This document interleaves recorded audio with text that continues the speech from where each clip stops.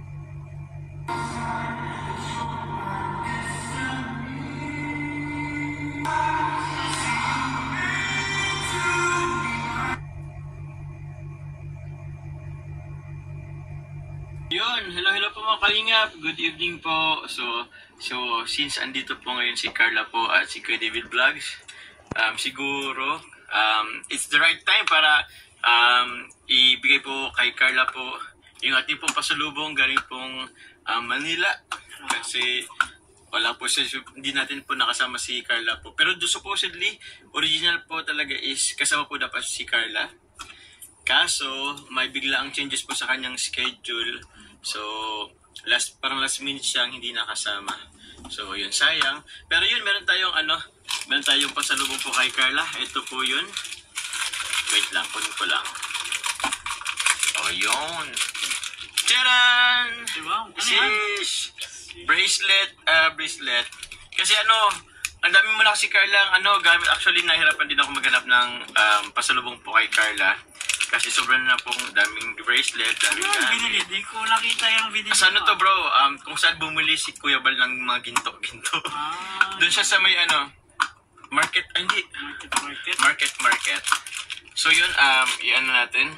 Bro, okay lang bro, paano ako bro? Sige, susot mo? Susot ko kay Carla. Grabe ang sweet. Sweet naman. Sweet naman Saan Okay. nilalagay?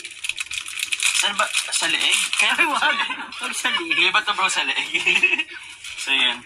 Tinan mo may ano pa siya Ang tawag dito. Butterfly ba yan?